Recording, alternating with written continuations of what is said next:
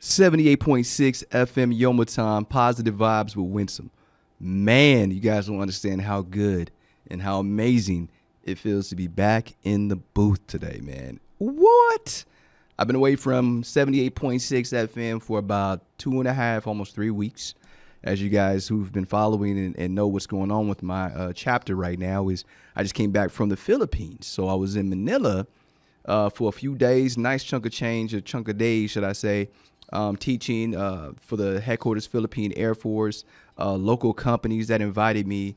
So I had a wonderful opportunity to go out and meet with our partners here in this region and also other companies who had happened to hear the show and follow on the side and say, hey, can you come teach some of those topics here? So I had a wonderful opportunity to teach growth mindsets, emotional intelligence, you name it. If there's some of the things that we've talked about on the podcast or this station here, they were asking for some of those. So 6 classes, should I say 4 in person, 2 virtual. Had a wonderful experience, met with my counterparts there for our training mission. So we started a training exchange program. I'll be going back in May. And then our teammates from there, one of them will be coming here in September-ish. So I'm really excited about everything that's already up off the ground and moving for not just positive vibes, the podcast still standing. You will win some, you lose some.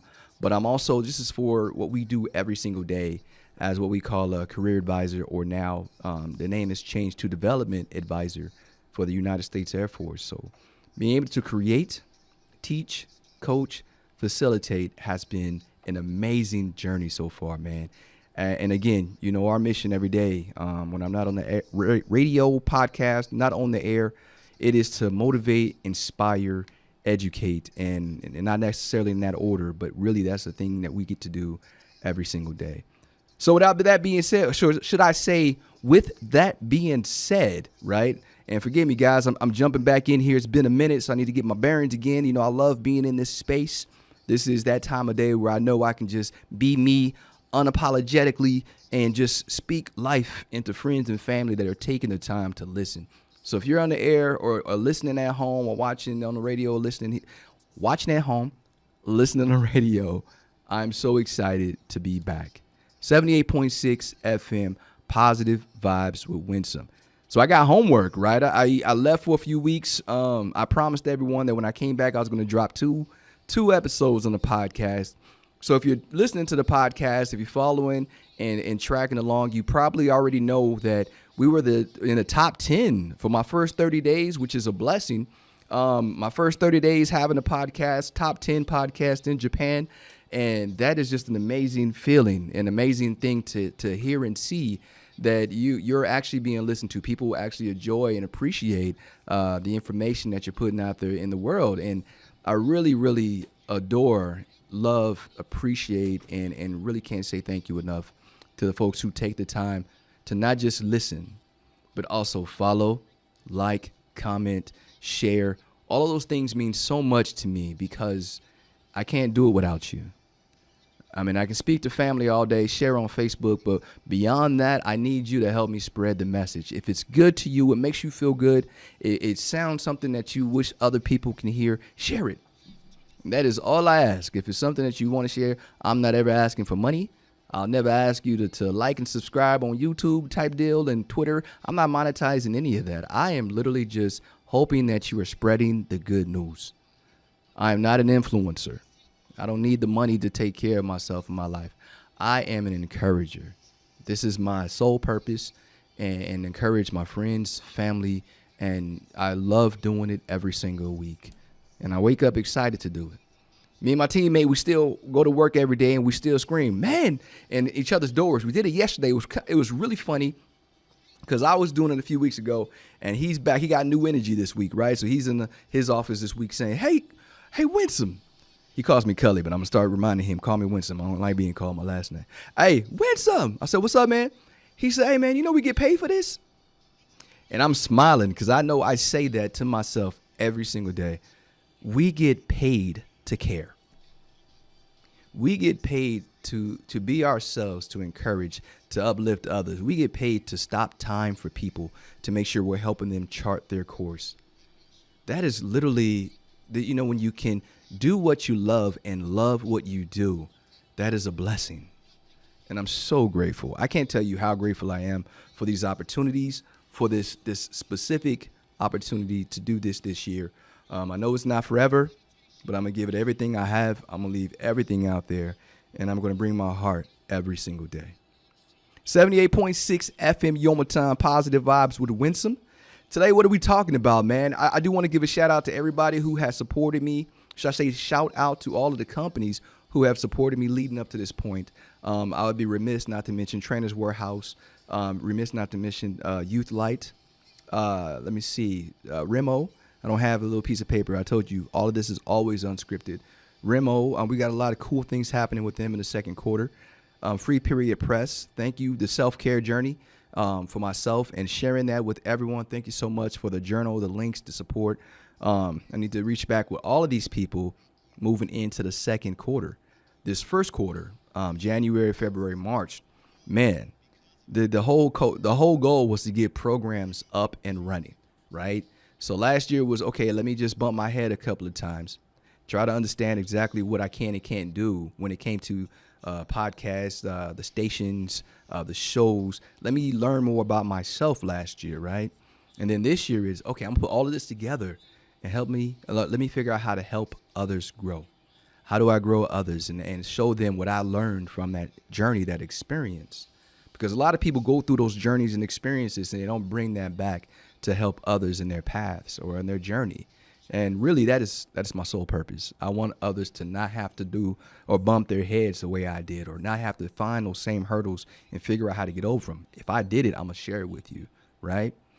So we really, really appreciate all the folks who have been supporting all the teams, companies, and individual efforts. I really love you guys. And I couldn't be here speaking about these things without you. Today, I definitely want to talk about knowing your worth.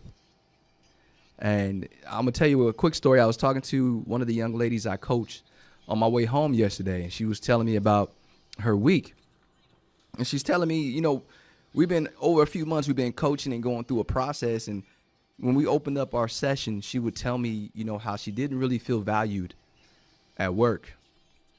She may not have used the word value. That's, of course, my definition of what she was saying. But she was saying basically she would go to work, give everything, but they just saw her based on her rank or grade, if you guys are civilians, right? Her grade, rank, and position. They didn't see her for who she was as an individual. And, when I was in those positions to lead, that was the first thing I did. I didn't care about what rank you were, how long you were around. I cared about what was in your head and what your heart was like. How smart you are and how much you care matters to me. Let's use that. I don't care what your position or your title says. How do we use your gifts to make this section work that much better? And so what I would do is I would talk to her, and I'm listening to her. And sure enough, you have certain bosses who would pick their favorites, right? The shiny pennies is what we call them. They would pick that person and they would uplift that person all day and guide that person all day. But the person that needed more work, or that would need more work put into them or poured into them, they would kind of neglect that person because they didn't have to do as much with this shiny penny. And so she's telling me, she can be a shiny penny. She just needs direction. So that was what we were coaching ourselves through, right? And we're talking and she's telling me all these things and I'm listening. So ultimately, she ends up moving from that team, from that section, and into same job, but a different section. And I'm going to tell you what she told me yesterday, which was beautiful. It just made my whole week better. Not that I had a bad one, but it just made it that much better. She said, hey, man, I just want to tell you, I moved in this team that I'm on, from the top down to the lowest ranking leader that I have. They appreciate me. This young lady now, she's winning awards. She's getting accolades. She's being told by bosses in her chain, hey, superstar, like little comments like that. Hey, superstar, keep doing what you're doing. The people are patting her on the back and telling her and encouraging her to be better. One of her bosses, she even told her the other day, she said, hey, I know you're going to do great things. So we're going to put you in a position to do great things. All we need you to do is the work. And we'll capture it for you. I mean, To have a team of leaders around you that encourage you, uplift you, and inspire you to be better. That's all she needed, all she wanted. And I told her something at the beginning of this journey, and I reminded her that yesterday. I said, do you remember when I told you at the beginning not to get discouraged, not to get upset, not to let that get to you, because the right place will value you in the right way. She paused. She said, I remember. I said, sometimes we have to go through things to see what wrong looks like and then appreciate when we get what right is. When right comes along, you'll feel it. You'll know it. You'll know I belong here because I am being valued, not based on what I am or where I'm from, but who I am and what I can bring every single day. The right place will value you the right way. And we go back right to that situation that she was in before where, and I've been there before, in a job where people who've been around longer, they know more. So people pour into them all the time or go straight to them. It's all based on what they've done for that person. So you have to come in, you got to kind of prove yourself, right? Hey, yeah, I can do that too, or I can do this, but not everybody watches or not everybody pays attention to what you bring to the table unless the right person happens to notice or it impacts something that has everybody's visibility. That is the craziest thing. But the people who are out there that are in those positions to actually see everyone, to actually balance out how they care for everyone. Imagine if they started doing that. Imagine they took the time to actually start caring for everybody on their team, not just the shiny pennies. I had a guy not too long ago, teammate of mine. He was submitting someone for a possible position or opportunity based on personality, based on what they saw from conversations, not based on what was proven or even seeing this person act in the function that they were applying for. But because they came across as a shiny penny, the person was like, hey, I'm gonna put this person in for this, that, and this. And I was like, you've never even seen this person in action. You've never even had to develop this person. All you know is the personal aspects of this person, the personal things, the things that maybe they want to do later, but you've never seen it. You've never had a chance to actually put your hands on a project with this person, seeing this person up there. If it's, say, for example, if this person was creating something, you've never seen a product, but because you like them, you're putting them in and you're putting your name on that. And I made that person pause like, oh, I didn't even think about that. You can't. And because if you do that and then you put your name on someone and then you put your whole, what is the word I'm looking for? Everyone's like, hey, I know if Cully sends me somebody, it's got to be G. But you don't know what the product looks like. You're putting your name out there and it's kind of risky. Are you willing to take the risk and are you doing it for the right reason?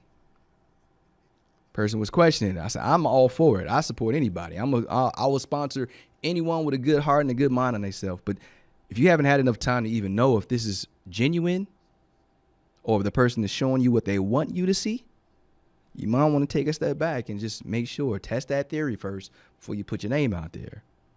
Because I've seen that too. And I'm not ever going to tell anyone not to do something out of kindness because I think that's very important. More of us need to be kind. But I also understand people. And I also understand when people want something very badly, right?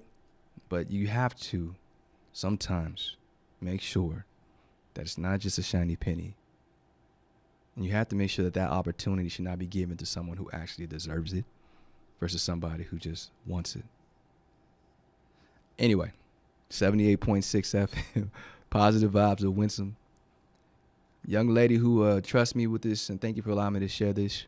Let me tell you something, man. The right place is valuing you in the right way. You didn't let the last place take you out the game. You learn from it. And everything you learn when it's your turn, when it's your time, you're going to be that much better than the person that failed you or persons that failed you. 78.6 FM, Yoma Time, Positive Vibes of Winston. We're talking about knowing your worth. And we'll be back right after this break, and I'm going to break down self-worth versus self-esteem. Let's go.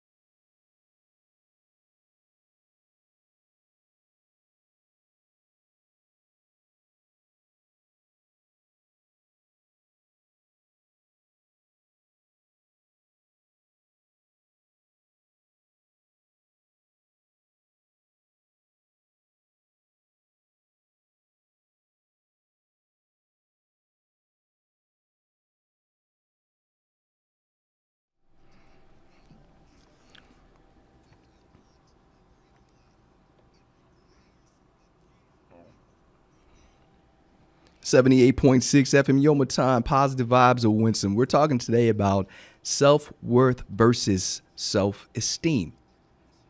And all of my stories, man, are always based in, or all of my segments are always based in stories or experiences and things that people allow me to share and trust me to capture it, hopefully for you when I'm speaking to you. And really today, I remember I was driving here thinking about, okay, what stories do I personally know from my experiences? It kind of ties into this. You know, you can go all the way back to high school, to middle school, when I had that first teacher tell me that I wasn't going to survive, to see the age of 18.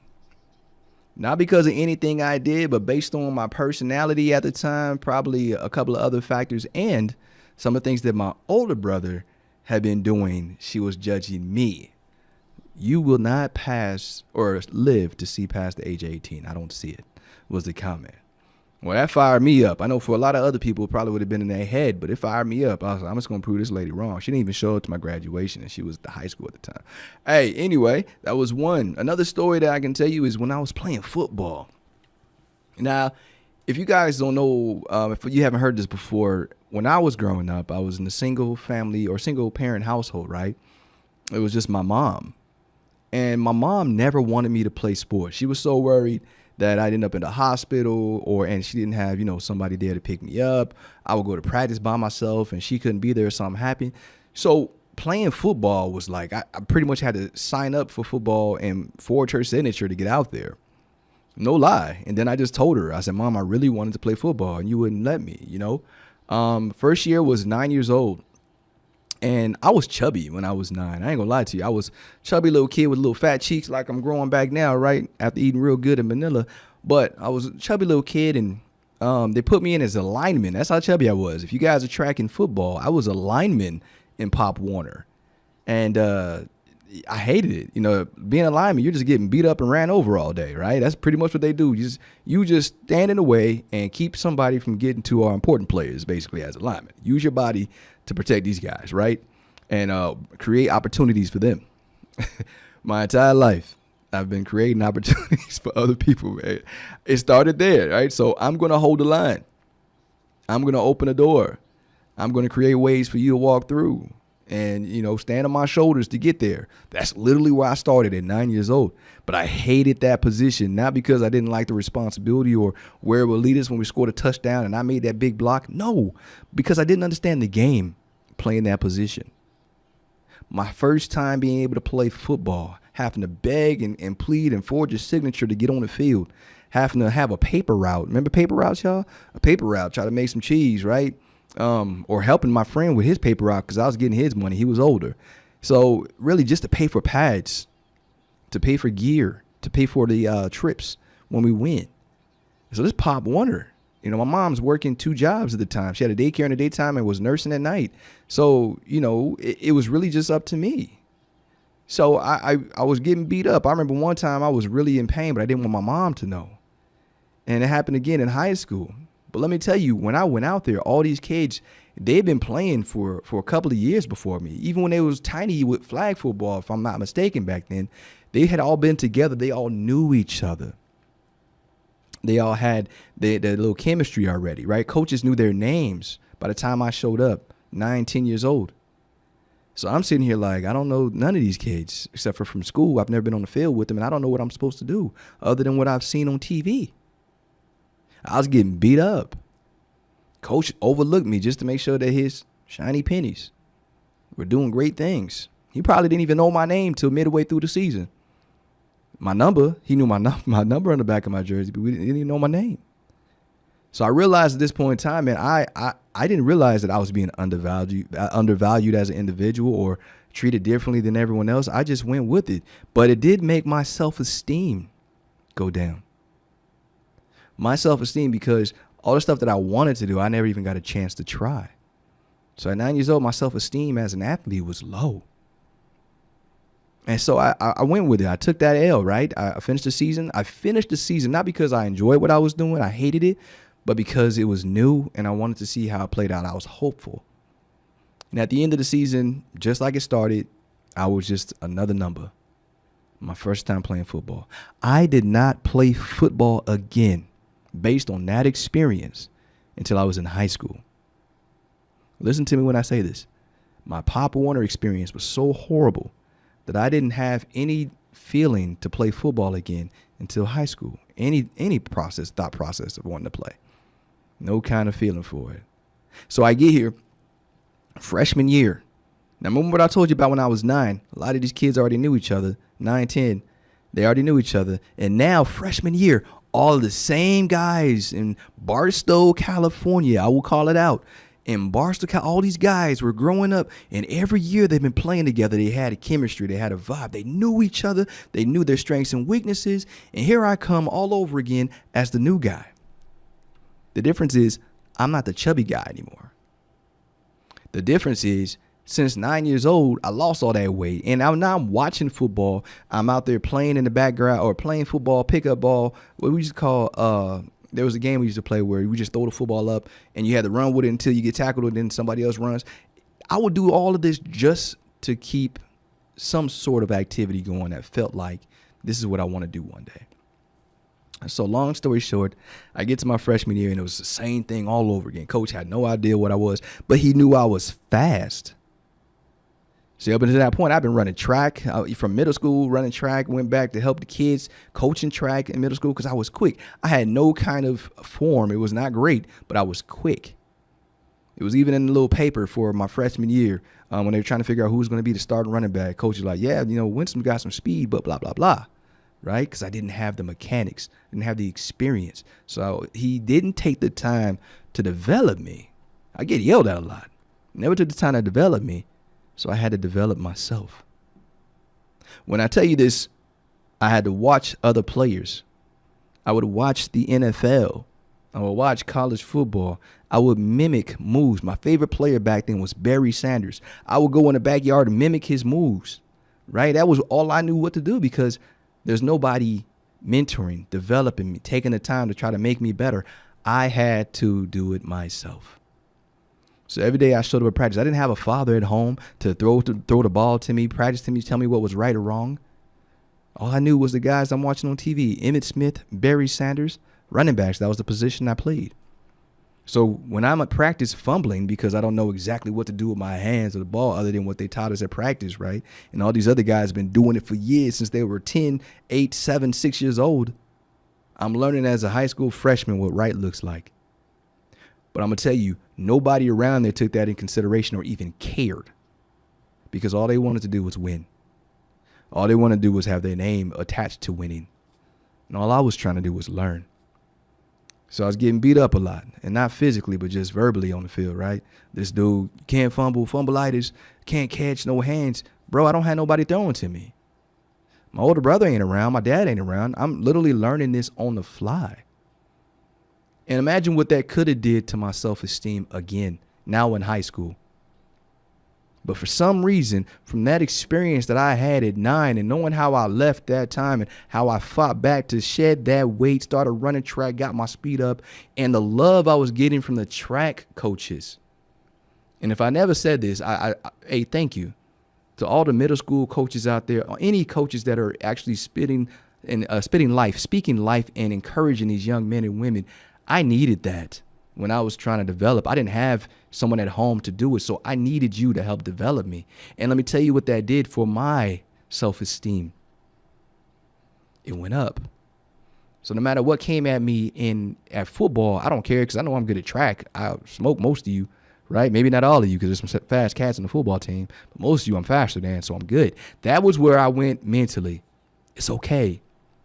This doesn't define me. There's so much more to me. And outside of sports, I was doing other things that I was good at.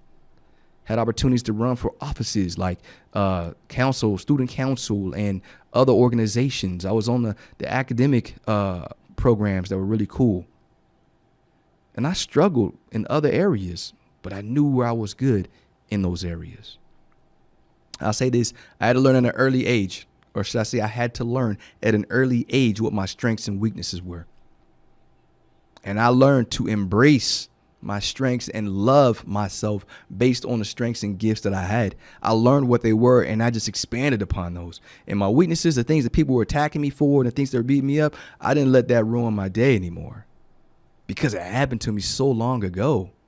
I know how it feels and I know how I came back from that. And I know I created a completely different person from that whole experience. So I tell this story about me and my athletic growth and coming at, and from there, if you guys never heard the story, from there, I became from football. Yeah, I was playing freshman. I went to JV, went to varsity. And then the track, I was the 300 meter hurdler of the high school. That was my event. Like literally, there's nothing you can do to tell. You can say nothing to me my senior year about them hurdles. And I was a little guy. That was my event. So I found me. I had to test some things. I had to experience some things. I had to get beat up verbally a lot, yelled at, teammates talking trash. But I found me and I learned something. There's a big difference between my self-worth and my self-esteem. You know, I tell you guys this all the time. Trust yourself, back yourself, and believe in that you can achieve anything you put your mind to. And it's because I've experienced those things. And I had to learn to trust myself in a lot of issues and situations. And we're going to talk about how self-worth is your internal sense of being. Right? And it gets confused a lot with self-esteem, which is those external things like, right, successes, achievements, wins, victories, other people saying great things about you. That kind of pours into your self-esteem, but it's a big difference because you have to feel worthy in order to have a high level of self-worth. You have to believe that you are good enough. You have to tell yourself that you got this. You have to know that even if you failed the first time, that's just that one, or should I say failure. Hey, if you still have an opportunity to try again, then that was just a mistake. You learn from it. You come back and you fight. And you create your own level of self-worth. Your self-esteem, it comes back to you as well because you don't need other people to speak positive things into you. You start speaking positive things into yourself to build up your own self-esteem, your own self-worth, but based on what you value, what's important. I'm going to talk to you 78.6 FM Yomitan. Talk to you about more of that when we come back from this break. Thank you so much.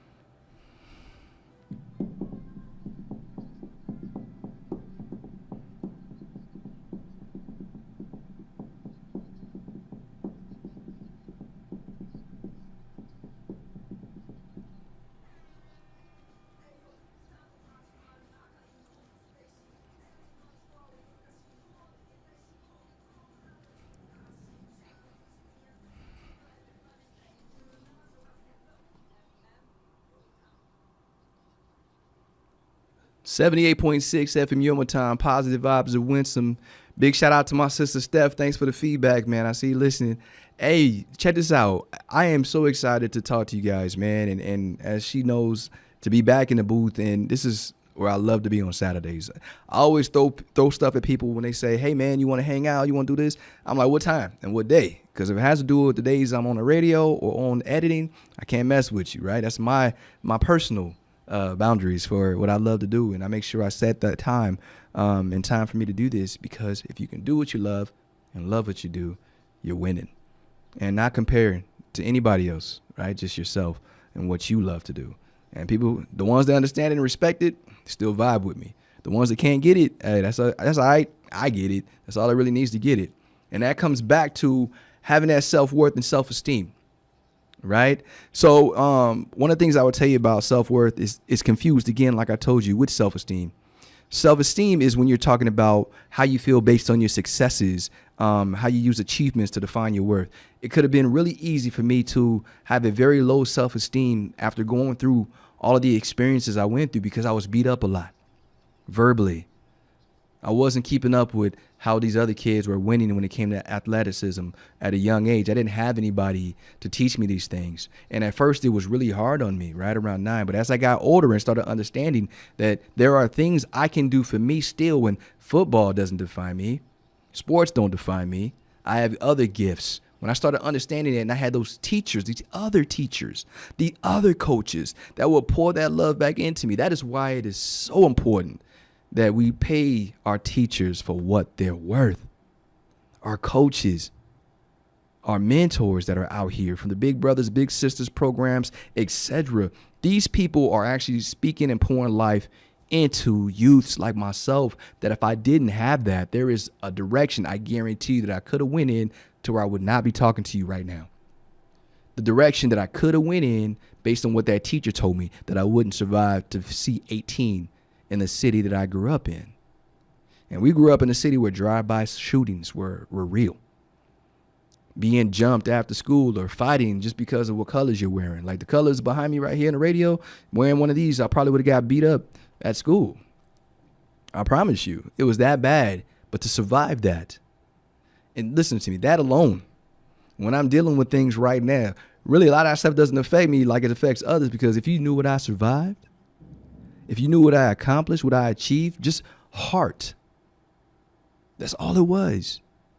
So no matter what, my self-esteem started becoming based on what I value, what was important to me, what became important to me based on experiences, not what others saw. Because if I use those external sources of what is important, and I'm going to go ahead and connect that for you real quick. If I use those external forces of external purpose, external viewpoint of what is important, based not my perspective of what's important, but external forces think are important.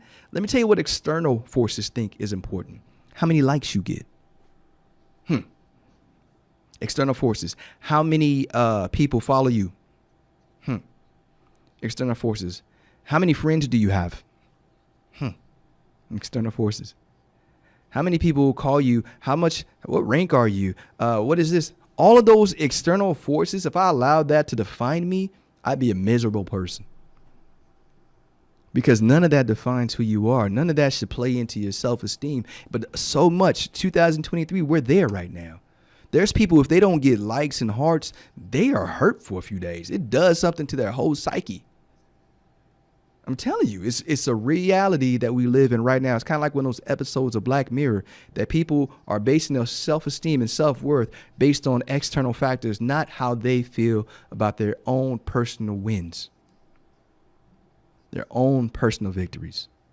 And it's so important to understand that everything you do, if you get up today earlier than yesterday and you do more with your day, that's a win. It doesn't matter who sees you. You can't keep wrapping your self-worth and self-esteem up in what other people are thinking about you. What matters is what you think about you. And just because, and I mentioned this last week, and I kind of saw this video, and I love that we talked about this in 2021.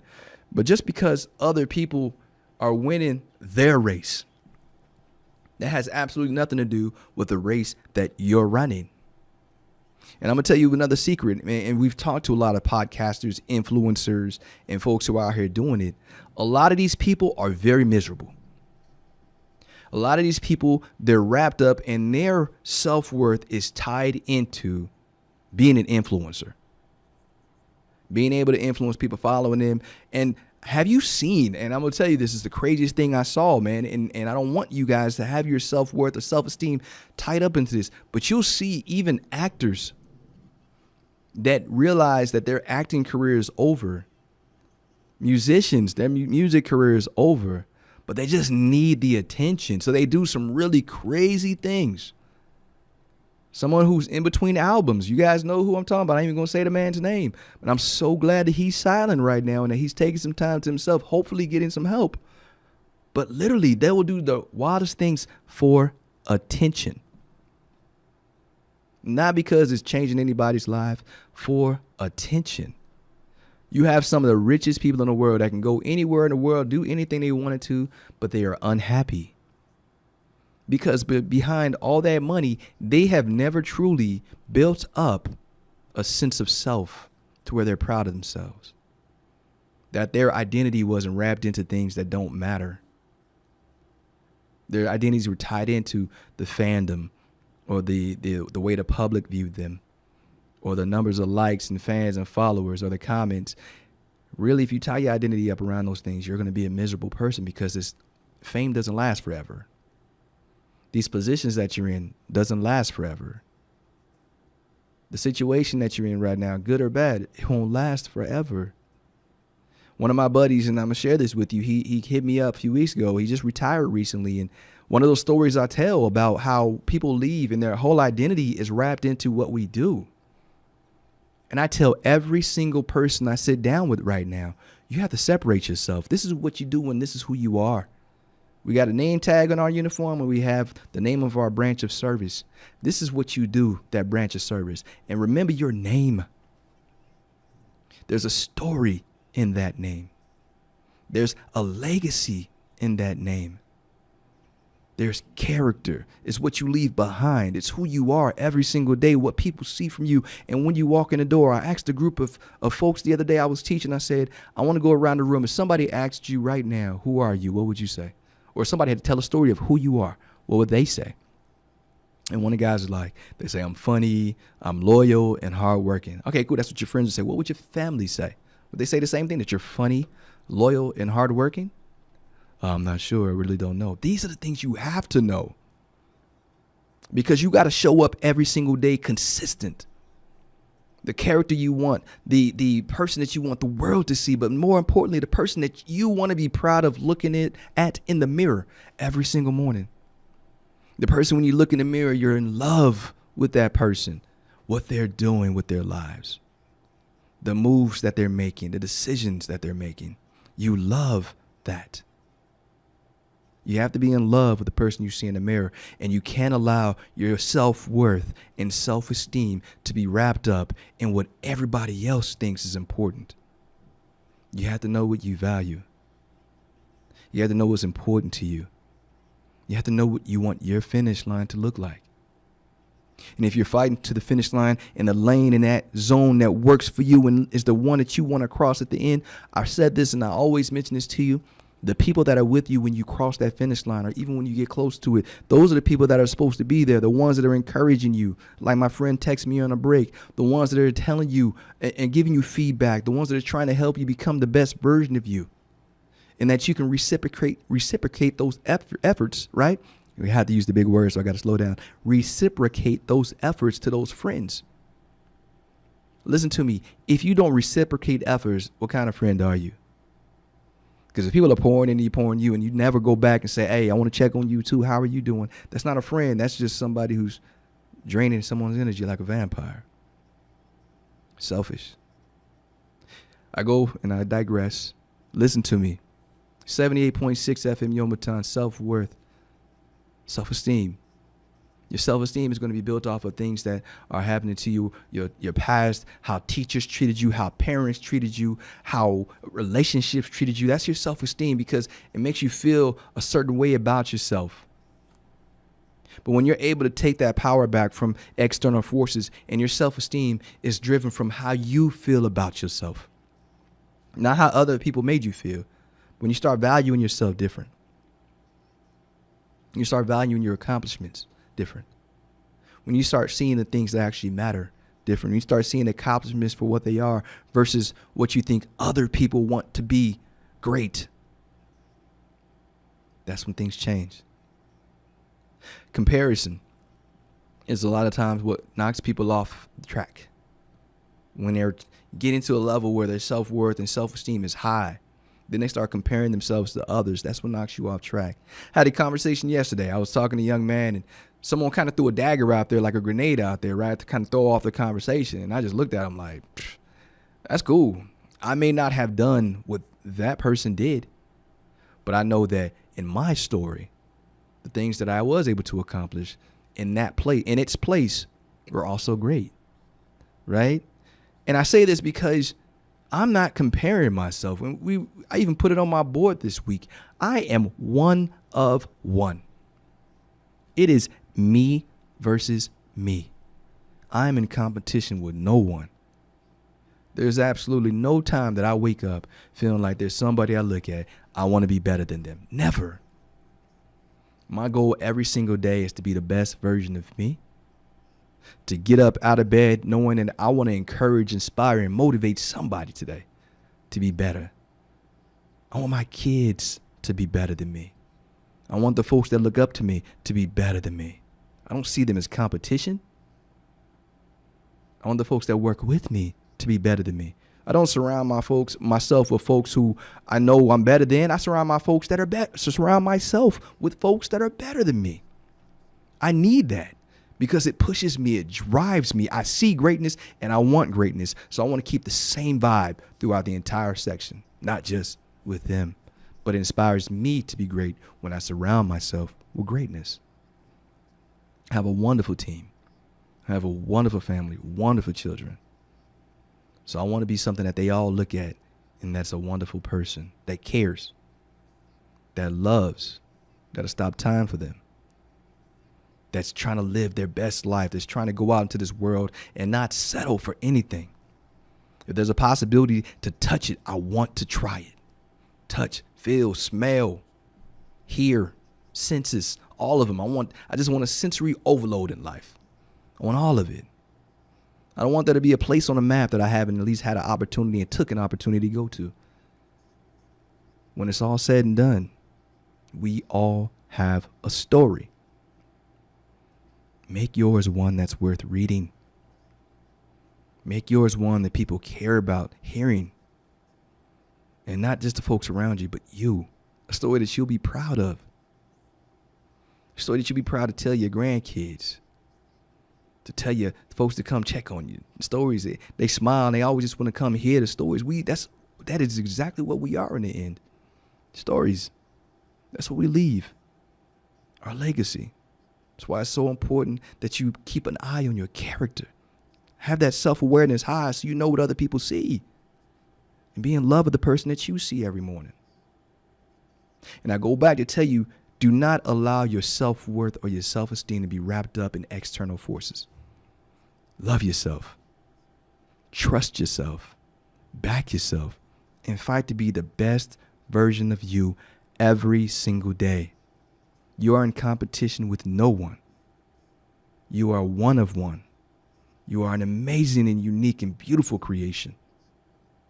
Your uniqueness and individuality is what makes you so beautiful. When you harness that and you become the best version of you, remember, you are loved and there is absolutely nothing you can do about it. See you next week.